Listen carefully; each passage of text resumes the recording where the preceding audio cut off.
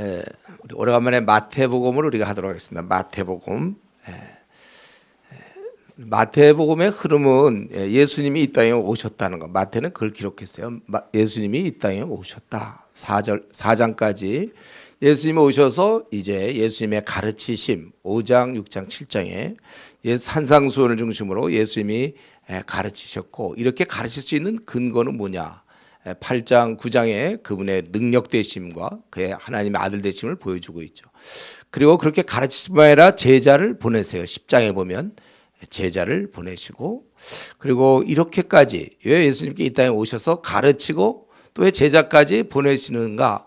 도대체 왜 오셨는가? 그게 11장, 12장에 오신 이유를 말씀하고, 그리고 이제 13장부터 25장까지는 주로 가르침에 대해서 그분이 쭉 이제 오신 그분은 가르치시는 거고, 마지막 26, 27, 28장에서는 그분의 죽으심과 부활, 이게 이제 우리 마태복음의 큰 흐름입니다. 그래서 1장부터 4장까지는 주로 오심인데, 오늘 본문이 바로 그것입니다. 그게 아브라함과 다윗의 자손 예수 그리스도시다.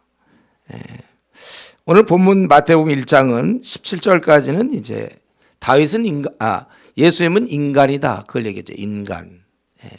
다윗의 그러니까 자손이다. 그러나 18절부터 마지막까지는 그러나 하나님의 아들이다. 이 두 가지입니다. 그래서 17절까지 족보에 대한 건데, 이 유대인에게는 이 족보가 아주 중요해요. 그래서 이전에 보면 제사장 구분할 때도 족보가 있는가 없는가, 이렇게 제사장 반열 구분도 그렇게 했죠. 그래서 다윗의 자손이시지만 그분은 또 그리스도다. 하나님께 특별한 기름 부음을 받은 사명을 가진 자, 메시아다, 그것입니다. 그래서 이제 아브라함부터 시작해서 이것을 크게 셋으로 17절에 그런즉 모든 데서가 아브라함부터 다윗까지 14대요, 다윗부터 바벨론으로 사로잡혀갈 때까지 14대, 이 왕조에서 멸망당하는, 바벨론에 의해서 멸망당할 때 14대, 그리고 바벨론으로 잡혀간 후부터 그리스도까지 또 14대다 그랬습니다.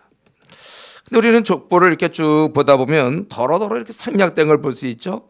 예를 들면 5절에 라합은 지금 가나안 땅 들어갈 때 그 기생 라합이라면, 그러면 지금 룻, 오벳, 이세를 낳고, 이세는 다윗 왕이라고 그랬거든요. 그러면 약 한 라합, 보아스, 오벳, 이세, 다윗 한 120년 정도의 흐르는 세월인데, 근데 이때 열왕기상 6장 1절에 보면 솔로몬이 왕이 될 그때가 애굽에서 나온 지 480년 됐다고 그랬거든요. 그러니까 지금 다윗을 생각하니까 솔로몬보다는 조금 일찍이겠지만은, 그러면은 그 긴 시간 동안 이것은 좀 생략된 것입니다. 그리고 또 쭉 거기 보니까 요람 8절에 보면 아사는 여호사밧을 낳고 여호사밧은 요람을 낳았다고 그랬잖아요. 요람은 우시자를 낳았다고 그랬어요. 요람 혹은 이제 여호람이라고도 하죠. 그는 우시자를 낳았다고 그랬는데 실제는 세 왕이 생략되고 있습니다. 아하시야, 요아스, 아마샤, 이 세 왕이 생략되고, 또 여고냐부터 여고냐는 그 여호야긴이죠. 유대 마지막 왕. 그 나중에 이제 시드기야가 마지막 왕이지만 실제로는 거기서 끊기는 거거든요. 여호야긴까지. 그래서 예수님까지 지금 마태복음에서 14명을 얘기하고 있지만 누가복음에 보면 22명을 기록하고 있어요. 그래서 여기 보면 그 아버지라는 개념, 구약에서 그 아버지라는 것은 굉장히 용도가 광범위하고 이 아버지라고 쓸 때 그건 조사이라고도 씁니다. 열왕기하 18장 3절에 보면 그의 조상, 조상을 아버지로 그렇게 표현하고 있습니다. 그래서 이때 전체는 의도를 가지고 중요한 인물을 중심으로 14대로 끄는 것입니다. 뭐 우리가 다 얘기할 수는 없겠고, 인물을 보면 우리는 아브라함이 이삭을 낳았다, 이게부터가 이제 말이 안 되기 시작하는, 말이 안 되는 게 초자연적이란 말이죠. 그래야 예수님의 오심도 초자연. 이걸 받아들일 수 있다면 아브라함이 이삭을 낳았다. 100세. 또 아내가 경수가 끊어져서 늙었는데도 아기를 낳았다. 이런 초자연적인 것이 예수님에게도 여전히 초자연적으로 시작되는 거예요. 그리고 우리 아브라함 이삭을 낳고 이삭은 야곱. 야곱은 우리가 잘 알죠. 그는 계교를 쓴 인물, 머리를 잘 굴렸던 인물, 이렇게 속였던 인물. 그런데 놀랍게도 그가 많이 속였지만 형도 속이고 아버지도 다 속이고 그랬지만은 그는 그의 외삼촌 라반을 만나서 또 실컷 속죠. 아내를 얻는 것부터 속고 또 그런 싹도 속고 20년 동안 고생을 하게 되는 거예요. 근데 이 야곱은 아주 그 험한 세월을 보냈지만 그러나 우리 천사와의 씨름이라든가 그는 하나님을 붙잡는 그게 있었어요. 그래서 잃으면 잃겠다. 나중에 베냐민을 잃으면 잃겠다. 하나님을 의지하고 전능하신 하나님을 그는 의지했습니다. 간교한 인물이었지만 나중에 보면 성화되는 거. 우리 성화되는 거 어떻게 보면 알 수 있죠? 요셉의 두 아들 에브라임 므낫세 장남과 차남을 어긋나 축복하는 모습 알지만 하나님 그 나이가 되도록 하나님의 이제 깊은 부분에 들어가 있다 이거죠. 성화돼 있어요. 원래 사람이 바뀌는 거예요. 저와 여러분 신앙생활 하는 만큼 점점 주님을 우리가 많이 닮아야 되는 것입니다. 그리고 야곱은 유다를 낳았는데 이제 12아들 중에 유다를 통해서 메시아가 나타나는 거예요. 유다라는 인물은 뭡니까? 훌륭한 점도 있어요. 자신이 인질이 된다든가 요셉 그당 총리 밑에서 자기가 형제들을 다 보내라. 내가 인질이 되겠다. 그렇지만 유다는 며느리와 음행을 했던 결과적으로 그런 인물이죠. 그리고 그래서 유다는 베레스와 셀을 낳고 베레스는 헤스론 또 헤스론은 람 몰라요 이 사람 누군지. 성경에 안 나왔어요 잘. 모르는 거예요. 우리 헤스론과 람은 누군지 잘 몰라. 하여튼 그렇게 살았고 그리고 람은 아비나답을 낳고 아비나답은 이제 나손을 낳게 되는데 아비나답 딸이 유명하죠. 딸 그 엘리세바 그는 아론과 결혼했어요. 출애굽기 6장 23절에 보면. 그리고 나손의 아들 살몬이 라합과 결혼했고 그 다음에 룻 보아스를 낳고 보아스는 룻이라고 그랬잖아요. 룻하면 뭡니까? 효부. 시어머니와 원래 한판 붙어야 되는데 보통 고부간의 갈등. 근데 이 룻은 효부였습니다. 자기 남편이 죽었고 자기 땅에서 이제 이 시엄마는 돌아가려고 그러는데 환송을 한 게 아니라 아예 붙어서 따라가는 자기 사실은 자기 시엄마는 과부고 자기는 이제는 남편 다 죽고 원래 끝날 수도 있는 거야. 그리고 그런 민족도 다르고 그러나 끝까지 효부로서 룻은 그렇게 했고 그는 이방인이었죠. 그리고 이제 드디어 중요한 인물은 다윗이죠. 다윗 하면 뭐 대표적인 특징은 뭡니까? 어떠한 상황에서도 하나님을 의지하는 아주 의지. 그러니까 여러분들이 시편을 좀 많이 외워도 좋고 읽어도 좋아요. 시편을 통하여 우리는 다윗의 그런 영성을 봅니다. 철저히 하나님만 의지하는 거. 보통 우리는 잘 의지하지 않아요. 어려우면은 어려워서 하나님을 원망하고 떠나고 또 편하면 또 편해서 의지하지 않고 하여튼 인생의 구조가 그렇게 돼 있어요. 그러나 다윗은 언제든지 하나님만 의지하고 뜨겁게. 그런데 거기 그만 어떻게 돼 있어요? 6절에 다윗은 우리아의 아내에게서 솔로몬을 낳고 하여튼 유대 민족의 영웅이고 이러면은 좀 이런 건 그냥 낫다 이러면 안 되나? 앞에서도 주로 낫다고 그랬는데 우리아의 아내에게서 솔로몬을 낳았다. 불륜.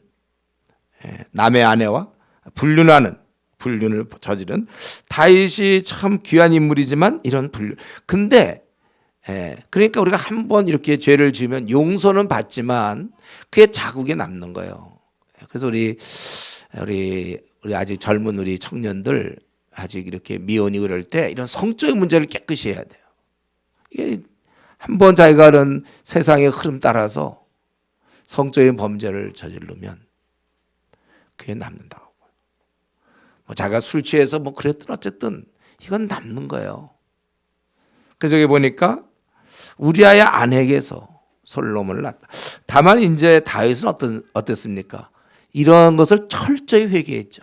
그러니까 그를 용서하셨고 그런 이스라엘 민족의 아주 구약의 메시아처럼 그렇게 된 겁니다.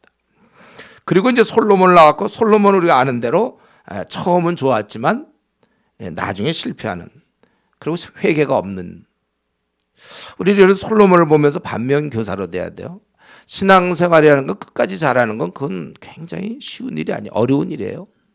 지금 여러분이 열심을 낸다고 해서 앞으로도 열심을 낼 거다?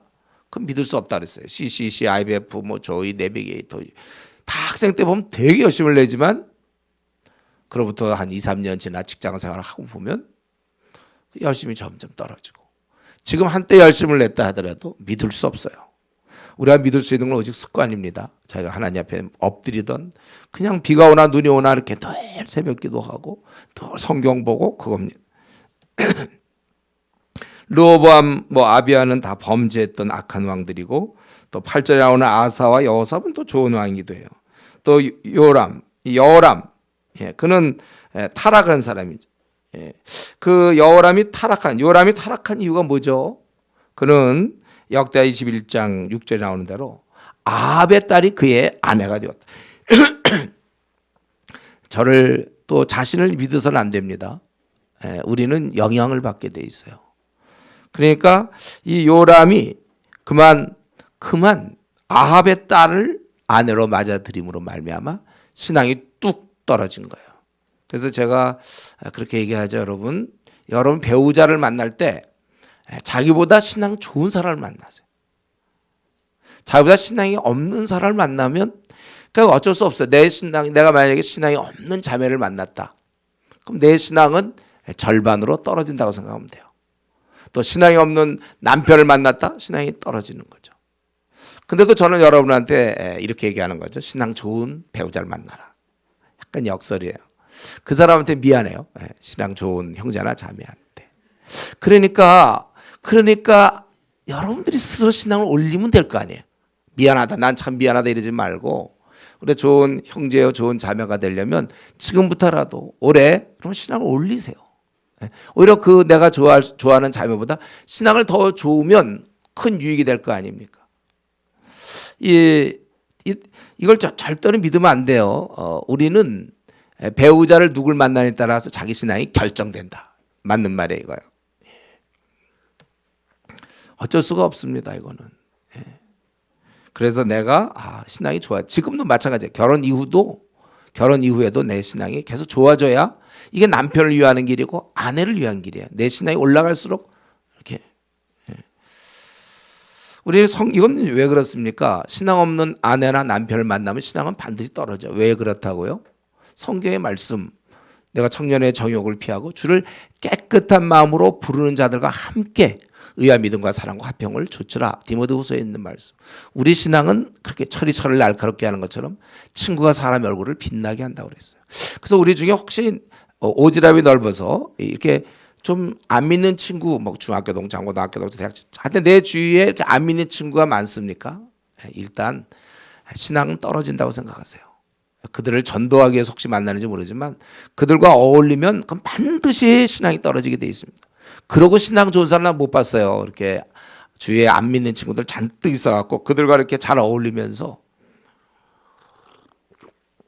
그들이 당기는 거예요. 안 되는 거죠. 그래서 목사님 안 믿는 자랑 결혼하면 안 됩니까? 이렇게 질문하는 거는 그거는 자기가 지금 얼마나 어리석은 질문을 하고 있는지 모르는 거예요. 자기가 성경을 아무것도 모르는 거예요. 그거는 성경을 빵건 정도 연구한 사람이 할 수 있는 얘기예요. 그런 얘기는 깊고 깊은 잠에 취한 사람이 할 수 있는 얘기예요. 마취해서 지금 무슨 얘기하는지 모르는. 그래서 안 믿는 자랑 결혼하면 안 됩니까? 안 돼요. 되지요. 신앙만 떨어지는 거죠. 뚝뚝 떨어지는 거죠. 아예 그런 얘기가 나왔다는 얘기는 벌써 자기가 성경의 모든 원리에 대해서 나는 문을 닫았다. 그 말과 같은 말이에요. 요람은 그래서 타락했습니다. 또 우시아는 또 반면에 교만하다가 문둥병이 걸렸죠. 분양할 때 자기가 하려고 그러다가. 요담 같은 경우는 하나님 앞에서 바르게 살았고, 아하스는 또 범죄했고, 시스기야는 선한 왕인 반면에 그의 아들 므낫세는 가증스럽게 무려 55년간 제일 길게 살았죠. 악한 왕이라고 돼 있어요. 므낫세는. 아버지의 신앙이 좋다고 자식이 신앙 좋다? 그런 법은 없습니다. 또 아버지가 신앙이 없다고 자식도 신앙 없다? 그런 법도 없어요. 분명히 여기 므낫세 따라하면 요시아잖아요. 요시아는 굉장히 또 선한 왕이었어요. 신앙은 각자죠. 그래서 제가 가문에 흐르는 저주를 이건 말도 안 된다고 그랬어요. 우리는 하나님 앞에서 각각의 신앙. 예. 다만 이제 부모가 영향을 주죠. 모세 같은 경우에 요게벳의 영향을 받을 수는 있어요. 그리고 디모데 같은 경우 그 외가 쪽으로 그렇게 영향을 받죠. 그러니까 우리 신앙은 각자의 것입니다. 자기 신앙에 대해서는 자기가 책임질 문제지 뭐 부모를 탓하거나 또 자녀 다 마찬가지. 그래서 우리 이미 결혼하신 분들, 자녀 있는 분들은 자녀를 신앙으로 키우는데 전심전력해야 돼요. 잘 안 돼요, 이 시대가. 각자 여고냐, 성경에 여호야긴으로 되어 있죠. 여고냐, 그는 굉장히 악한 왕이고 이때가 이제 망하는 거예요. 18세에 잡혀갔죠. 그리고 이제 포로 때 그 12절을 13절에 스룹바벨은 이제 귀환했던 고레스 특령에 따라서 성전 재건했던 인물이고 쭉 얘기하고 16절 야곱은 마리아의 남편 요셉을 낳았으니 그리고 나서 요셉에게서 그리스도라고 안 하고 지금까지 쭉 얘기하다가 마리아에게서 그리스도라 칭하는 예수가 나옵니다. 육신의 아버지가 될 수가 없기 때문에 배제된 것입니다. 우리는 오늘 여기서 보니까 예수님 의도적으로 14대로 끊었는데 이 중에 보면 경건한 이방인도 있고 룻 같은 경우 굉장히 경건하고 훌륭한 이방인이죠. 또 비천한 이방기생 라합, 만약 그 라합이 맞다면 그런 것이고 또 여기는 근친상간 며느리와 결과적으로 불륜을 저지른 우리 유다도 있고 또 아예 남의 아내를 빼앗았던 다윗도 있습니다. 불륜관계. 또 선한 왕도 있고 악한 왕도 있고 영광스럽게 생을 살다 간 사람하고 그냥 비참하게 살다 죽은 사람도 있습니다. 우리는 이런 걸 볼 때 예수님의 족보에 보면 말이지 이렇게 다 들어간단 말이에요. 이런 걸 볼 때 결국 모든 사람에게 상대해서 모든 사람의 구주의심을 우리는 좀 이 족보만으로도 느낄 수 있어요. 우리 보통 그 북한 백두혈통 그러면 그냥 딴 건 못 들어오게 할 거 아니에요. 아니 우리나라도 요즘 뭐 금수저 가문 뭐 예를 들면 그런 데는 며느리 받아들일 때도 굉장히 조건이 어렵고 또 뭐 사위도 그렇고 막 이러는 거 아니에요. 예수님이 메시아요 그리스도시지만 거기에 보면은 정말 이러한 이방인도 들어가고 기생도 들어가고 근친 상간한 경우 그에 의해서 나는 그 족보에 들어간다. 그거 조상이라니까요. 근친 상간에서 난 그가 족보에 들어가고 또 남의 아내에게서 난 솔로몬이 또 그의 손조가 되고 어쩌면 이렇게 또 살아가는 것이 인생입니다. 하나님을 의지해서 믿음으로 끝까지 살아가는 사람도 있고 중간에 떨어진 사람도 있고 아니면 하나님을 대항해서 사는 사람도 있어요. 아니면 크게 해도 안 끼치고 그렇다고 해서 뭐 크게 도움도 안 된 채 또 살아가는 인생도 있습니다. 우리 나름대로 살아갑니다. 하나님 눈에는 어떻게 보일지 우리는 항상 이 순간 여러분 생을 살아가는 중에 있는 거예요. 우리는요. 이 순간 우리는 항상 생각할 것은 천국 입성을 생각해야 돼요. 우리가. 저도 늘 목회하면서 그걸 생각한다고 그랬잖아요. 목자장이 나타날 때 제가 이제 얘기를 해요. 왜 성도들을 이렇게 만들었느냐. 저의 책임이에요. 또 물론 본인의 책임. 제가 노력해도 안 되는 사람은 뭐 어떡합니까? 그러나 저로서는 해야 된단 말이에요. 여러분 우리는 하나님과 예수님을 앞으로 직접 만나게 돼요. 수많은 천사와 또 수많은 여기 나온 인물들 중에 상당히 많은 사람을 만날 겁니다. 숱한 믿음의 증인들 앞에서 내가 이제 천국 입성을 해야 되는데 그때 어떤 대접을 받게 될까? 이거 늘 생각하면서 사세요. 기도하며 사십시오. 우리는 항상 이 땅에서 내가 이런 것보다 요거에다 초점이 거기에 있어야 돼요. 항상 주님 배울 때 나는 어떠한 얘기를 듣게 될 것인가. 이게 참 이 생각을 늘 하셔야 됩니다. 저는 어느 순간부터 이제 이 생각을 하기 시작했어요. 꽤 좀 시간은 많이 지났는데 천국 입성할 때 주님께서 나한테 뭐라고 하실까? 결국 우리 여러 모양으로 사는 것입니다. 지금 현재를 보세요. 현재 오늘 지금 나름대로 주님을 뜨겁게 섬기는 사람이 있으면 제대로 섬기는구나. 나는 나 그동안 많이 방황했는데 왜 나 요즘 열심히 이렇게 있지? 예. 왜 나 이렇게 꾸준한지 모르겠어요. 요즘. 예. 감사하세요, 하나님께. 예.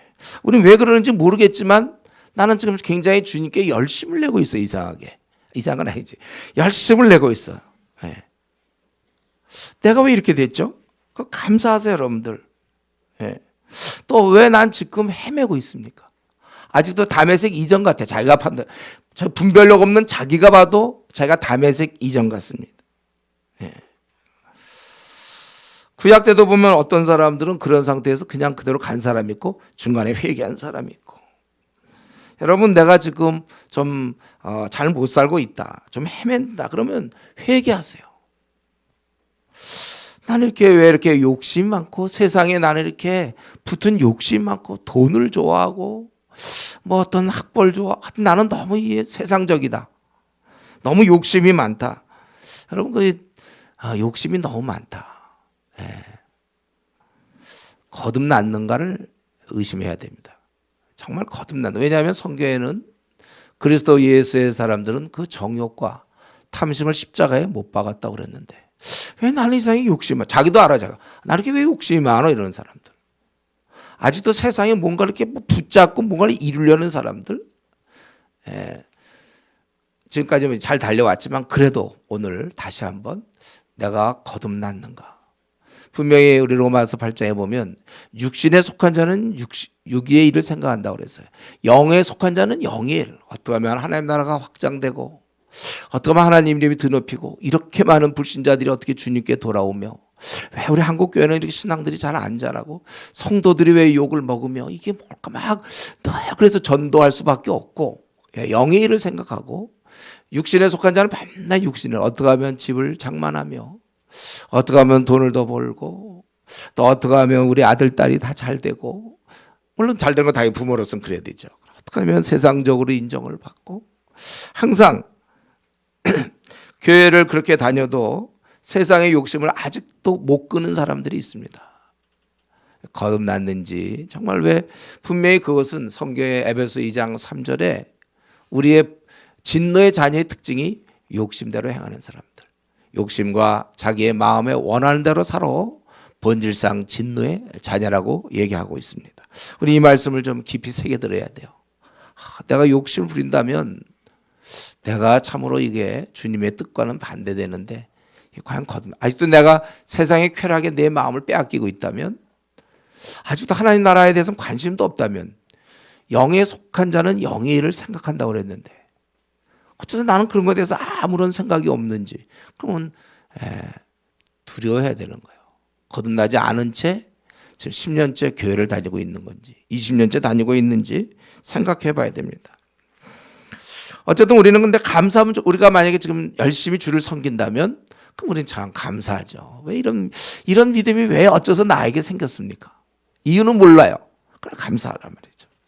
우리 여기 보면 다윗 같은 경우 비록 그가 중간에 그랬지만 하나님 앞에 열심을 다했습니다. 그를 기준으로 14대 14대를 나눌 만큼의, 그리고 구약에서는 항상 다윗처럼 섬겼다 이 말이 나오잖아요. 우리도 그렇게 살면 되는 거예요. 우리가 성경에서 훌륭한 인물을 보았으면 우리도 그렇게 살면 되는 것이죠.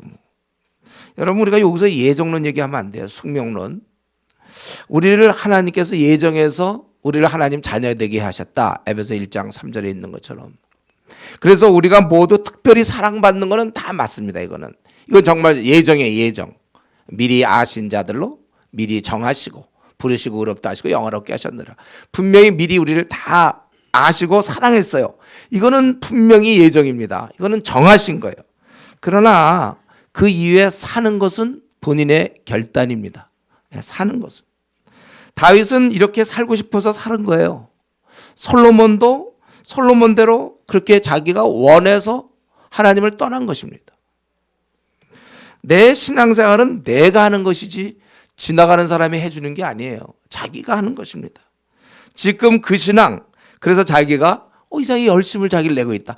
감사하세요. 내가 이렇게, 이건 내가 하는 거거든. 내가 신앙은 자기가 만든 것이지 누가 뭐 만들어준 게 아닙니다. 신앙이라는 것은.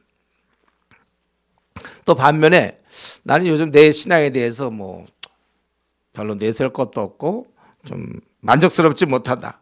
혹시 그런 분이 있어요? 그러면 그렇게 살지 마세요. 간단하죠. 그렇게 안 살면 될 거 아니에요. 이걸 갖다가 운명론적으로 숙명론적으로 결정된 것처럼 내가 신앙생활을 못하는 것은, 내가 기도생활 잘 못하고 성경을 내가 잘 안 보게 되는 것은 그거는 숙명이다. 만세전부터 계획된 것이다.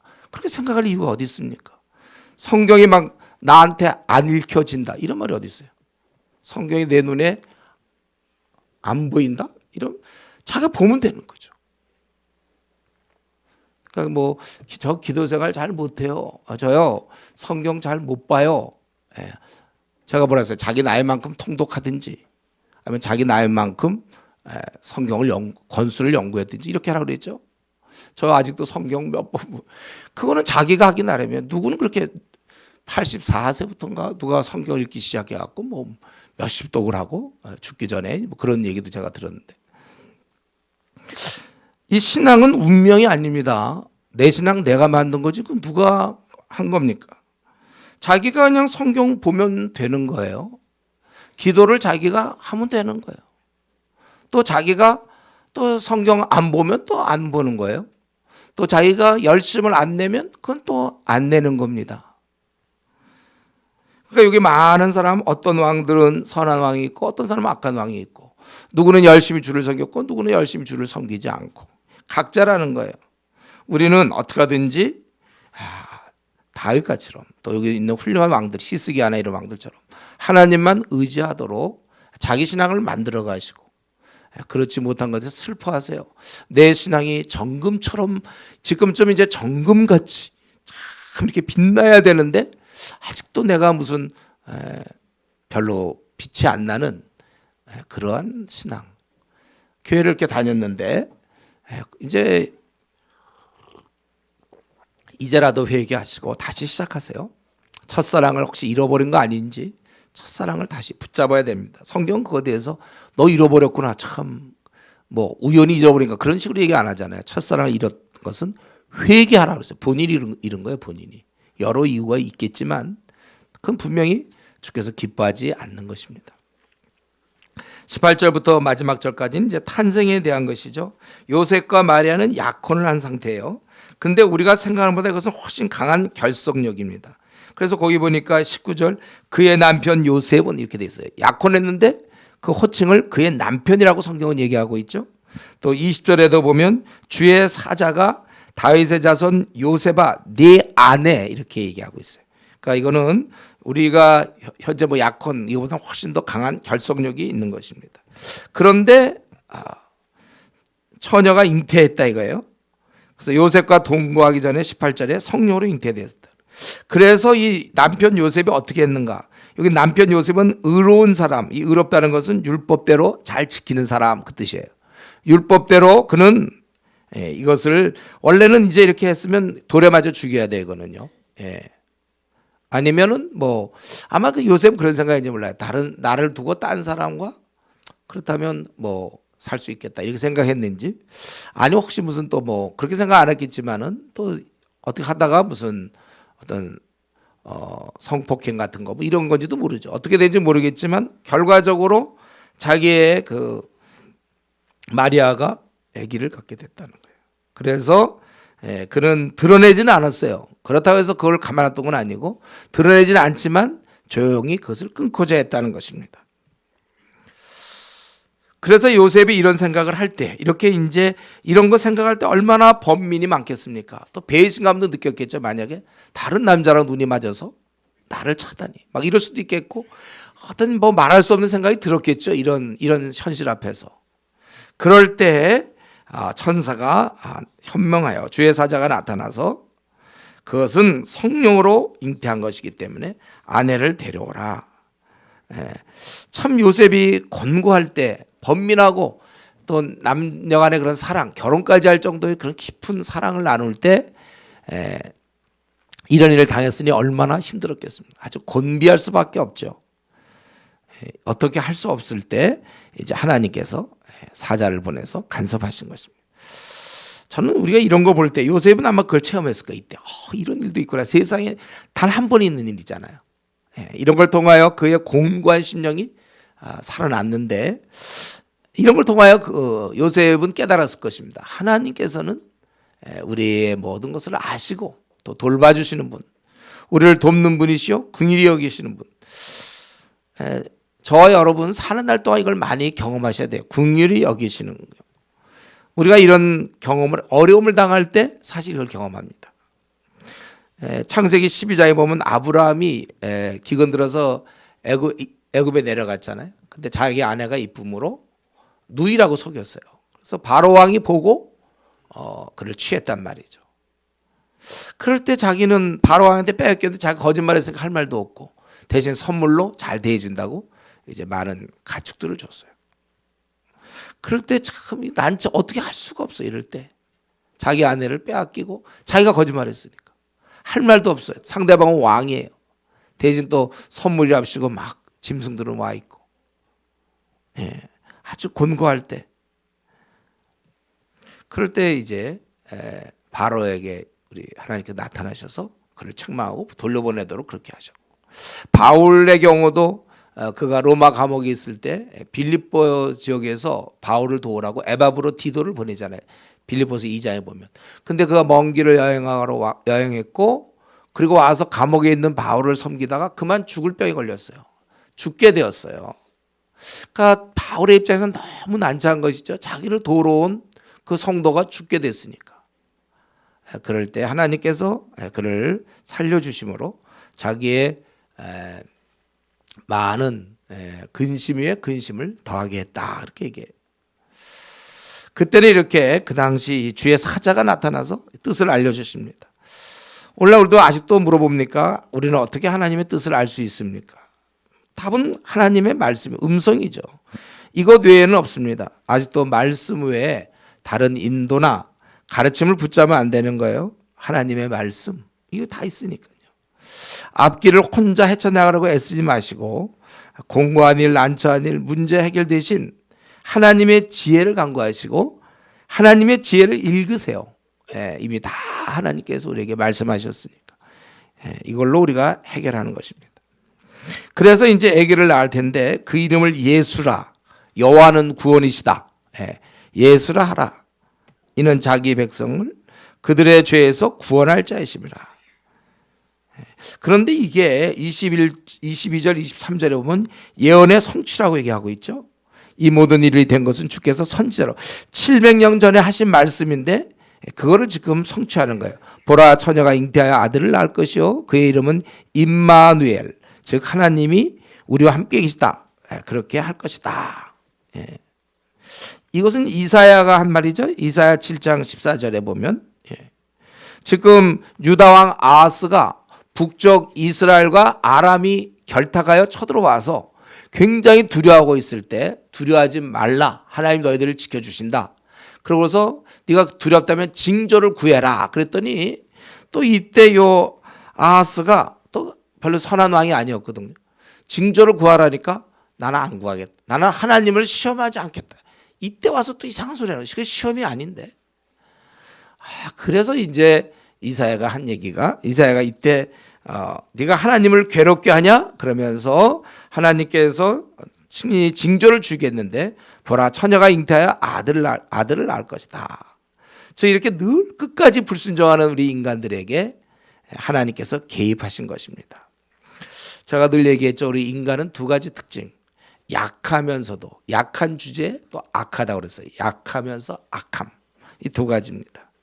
바로 이런 인생을 보시고 친히 약속하신 대로 이 땅을 찾아오신 거예요.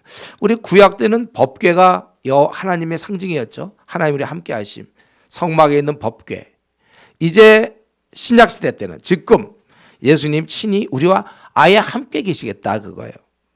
구약의 약속이 그대로 이루어진 것입니다.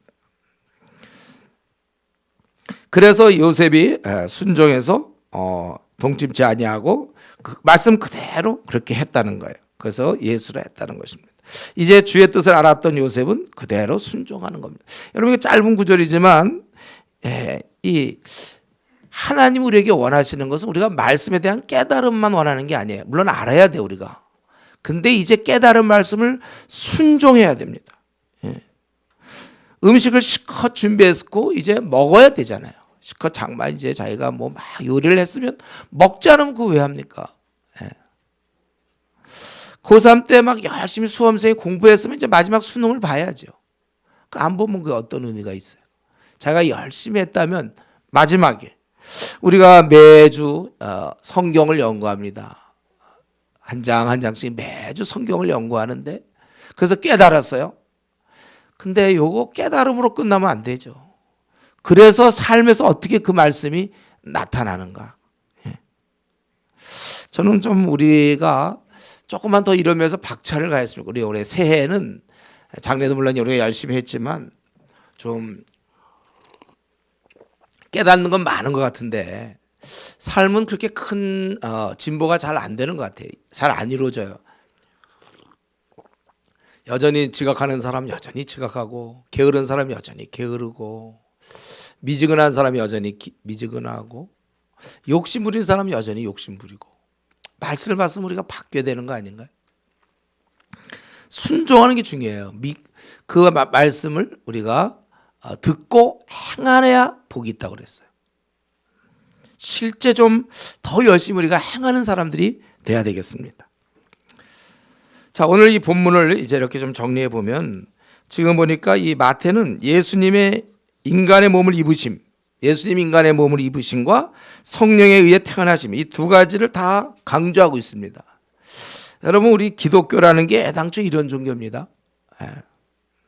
우리가 인간의 몸을 입으심과 또 성령에 의해 태어나심.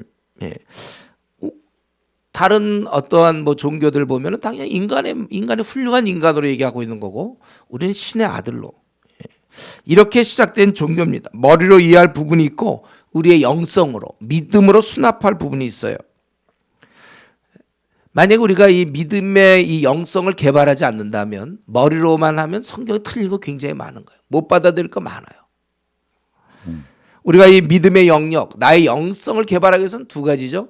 하나님 말씀을 지속적으로 듣는 거와 계속해서 우리가 주님과 교제하는 말씀과 기도 생활을 통하여 우리가 자라가야지 아니면 머리만 남게 돼요. 그러면 신앙이 냉랭하게 되는 거예요. 그냥 알고 마는 거고 또 회의하게 되는 것이고.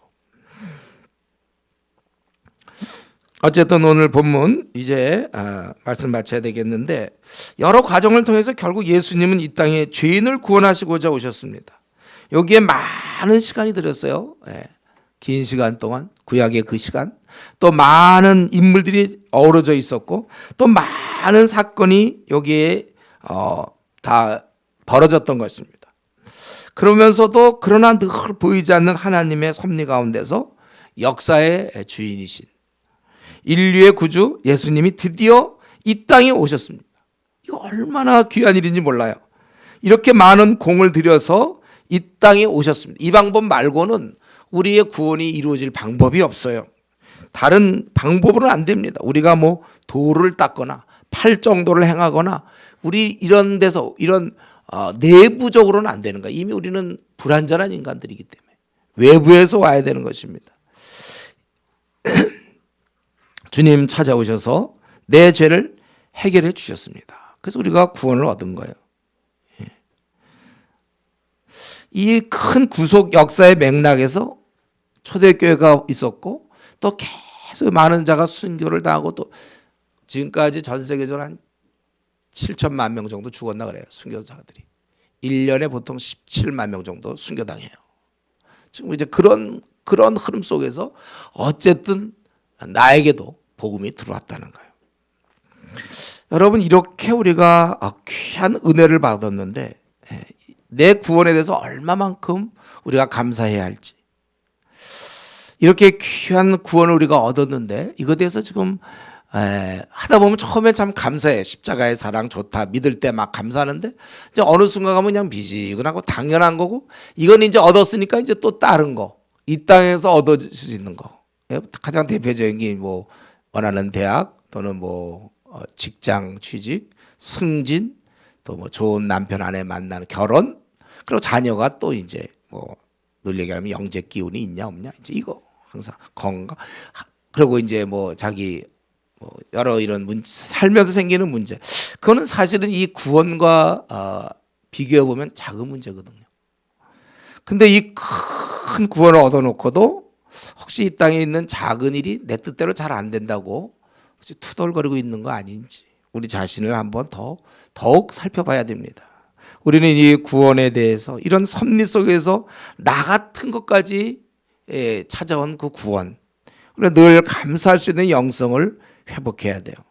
혹시 내가 이거를 너무 이렇게 무감각하게 당연하게 그렇다면은 다시 한번 내가 처음에 십자가 앞에 나아갔을 때 그 영성을 우리 회복을 위해서 기도해야 됩니다. 그때 흘렸던 그 눈물이 좀 나에게 있도록 기도해야 됩니다. 나 같은 것 구원해 주시다니. 그래서 요거는 얼마큼 감사해야 되냐면 죽을 때까지 일생 변하지 않는 기도 제목으로 감사해야 됩니다. 그리고 또 이 구원 하나만으로도 이 땅의 모든 것들을 상대화시킬 만큼까지 우리가 자라가야 돼요. 비록 내가 그런 상황이기 때문에 울어야 되고 근심해야 되고 한탄하지만, 그러나 이쪽에서 구원이 있기 때문에 나는 참 재수도 없고, 나는 운도 나쁘고, 또 나는 뭐 풀릴 일 없고, 되는 거 하나도 없고, 나는 버림받은 것 같고, 나만 풀리지 않고, 남들은 다 이렇게 잘 되는 것 같은데 나만 뭐, 이 모든 것들을 아니다. 주님이 나에 대한 관심이 없는 거 아닌가? 왜 나는 하나님이 이렇게 초라하게, 그게 아니라고 우리는 외쳐야 돼요. 이미 목숨을 버려서 주님이 나를 위해 죽으셨는데, 제가 말씀드렸죠. 우리가 주님의 사랑은 어떻게 아는가? 자꾸 벌어진 일 갖고 따지면 안 되는 겁니다. 팩트. 십자가에서 나를 위해서 죽으신 거. 여러분, 주님의 사랑은 그것만 기억하면 돼요. 그렇게 나를 위해 죽으실 정도의 주님이신데 자기가 자꾸 사랑에 대해서 의심하고 아직도 사랑이 느껴지니 안 느껴지니, 이것은 이미 주님이 하신 행동이 있잖아요. 나를 위해 죽으셨어요. 그럼 됐죠. 뭐 우리가 이 땅에서 벌어지는 작은 일 가지고 주님이 사랑을 논하지 않을 수 있도록 이 엄청난 구원, 예수님이 오신 목적이 우리 그들을 죄 가운데서 구원하시려고 했다는데 그 목적이 나에게 이루어진 거잖아요. 그래서 우리가 이렇게 신앙생활하고 있지 않습니까? 최근에 혹시 이런 일 저런 일로 힘든 일 많이 있습니까? 그래도 이 구원으로 다 이길 수 있어요. 우리는 천국에 들어간다는 거, 우리가 구원 이걸로.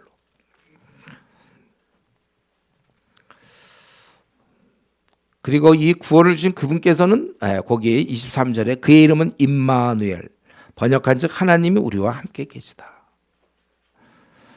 세상에 오신 주님, 궁극적으로 오늘날 우리 마음에 계시다는 거예요. 우리는 이 임마누엘 신앙을 우리가 가져야 돼요. 나는 구원받았다, 예수님이 십자가에 죽으면 나는 구원받았다, 그걸로 끝나는 것이 아니라 구원받은 나는 임마누엘, 항상 하나님이 나와 함께 하신다. 이것까지 우리가 가져야 돼. 주님의 늘, 그래서 주님 우리와 함께 하시거든요. 본인이 이제 배쳐갈지 그건 내가 잘 모르겠어요. 근데 우리는 늘 주님이 나와 함께 하심에 그 신앙을 여러분 놓치지만 않는다면, 그러면 당연히 우리가 죄 문제 해결되는 걸로 끝나는 게 아니라 이후에 평안을 누리는 건 당연합니다. 주님이 나와 함께 하실 때 평안이 있는 거잖아요. 주님이 나와 함께 하시기 때문에 우리는 기쁜 거예요. 즐겁고 기쁜 거예요. 주님이 함께 하시니까. 평안이 없다면 그거는 좀 임마누엘 신앙은 아니죠. 평안이 없다면. 주님이 나와 함께 하시는데 난 평안이 없다, 이게 말이 되는 건가요? 그 평안의 주님께서, 그 사랑의 주님께서 나와 함께 하심으로 나 요즘 근심 걱정 우울이 넘친다, 이게 말이 안 되잖아요. 그분이 나와 함께 하시면 내 마음의 우울은 떠나야 되는 거예요. 근심은 주님과 근심, 주님과 우울이 공존할 수 없습니다. 그러므로 내 안에 최근 들어와서 한 3개월 정도를 생각해 볼까요? 2개월? 아니면 작년 1년? 사실 내 안에 그렇게 별로 큰 평안이 없다. 기쁨도 없고 희락도 없고 그냥 산다. 그렇다면은 주님께서 완전히 이렇게 내 안에 자리를 못 잡으신 거예요. 방황하고 있는지 몰라, 주님이. 안 계신 것과 거의 비슷한 거 아닙니까? 주님이 계시면 그 바울 사도의 모습이잖아요. 감옥 안에서도 평안을 누리고 감옥 밖에 있는 사람에게 오히려 평안을 빌어주던, 여러분 주님이 계시다면 내 안에, 주님이 나와 함께 한다면 나는 기쁘고 행복한 거예요. 이유가 없어요. 되어진 일 다 망해도, 다 꼬이고 풀리지 않아도 나는 기쁘다 그거잖아요. 주 안에서 나는 항상 기쁘다. 이게 성경의 원리, 믿는 자의 특징이 아닙니까? 이거 기쁨, 희락, 즐거움. 예. 이게 열매인데, 주님이 오신 열매, 이제 함께 하신다는 거예요. 주님이 내 마음에 계세요. 나는 기뻐요, 이런 노래 있잖아요. 정말 기뻐요. 주 예수 사랑하네, 그런 거 있어요. 예. 그런 거 부르면 뭐예요? 근심하고 우울 가운데 별로 즐겁지도 않게 그냥 이러고 있는. 즐거움, 기쁨, 희락, 환희, 이게 있어야 되는 거예요. 혹시 여러분 분명히 이걸 머릿속으로는 이해하면서도 여전히 좌절과 낙심과 우울과 염려, 근심이 있다면 그건 또 주님께 나가야 될 시간이 도래했다는 뜻입니다. 이제 주님께 다시 또 나가야 되는 거구나. 그래서 내가 무슨 회개할 것이 있습니까? 회개해야 되고, 그래서 어떻게 하든지 내가 다시금 주님의 임마누엘 신앙, 나와 함께 하시겠다. 그래서 우리가 그때부터가 우리의 정상적인 삶이에요. 우리가 그냥 보통 살 때도 건강을 유지하면서 학교도 다니고 직장도 다니고 가정생활도 하고 운동도 건강한 상태에서 시작되는 것처럼 주님을 내 안에 모셔서 기쁨의 상태에서 나의 삶이 시작돼야 되는 거예요. 그래서 우리 삶은 즐겁고 평안해야 됩니다. 그래서 이제부터 남은 생, 지금까지 많이 살아오셨는데 이제부터 남은 생 평안하고 즐겁고, 그래서 올 한 해도 마찬가지예요. 올 한 해 어떻게 펼쳐질까요? 뻔하죠. 즐겁고 아주 희락이 넘치는 삶이 뻔하죠. 즐겁고 기쁘고 행복한 거, 그건 당연해요. 주님이 떠나지 않는 한 올 한 해 2016년도 복 받으세요. 당연히 우리 이미 복 받았죠. 우리는 즐겁고 행복한 거예요, 여러분. 우리 사실은 주님을 만난 그 순간부터 주님 다시 만날 그때까지 우리는 어떠한 상황에서도 우리는 기쁘고 희락이 넘치는, 그것이 주님이 이 땅에 오신 이유고 임마누엘 신앙이고 저와 여러분에게 주신 선물인 것입니다. 우리 이 시간에 같이 한번 기도하겠어요. 우리 주님이 오시기까지 수많은 사람들이 왔다 갔습니다. 그들의 하나님을 대한 그들의 모습은 여러 모습이었어요. 그건 각각이 자기가 책임질 모습입니다. 나는 이제 어떻게 살다가 주님을 만날지 한번, 이 신앙은 자기의 신앙이지 남의 신앙이 아닙니다. 우리가 이런 면에서 내가 좀 어떠한가, 그리고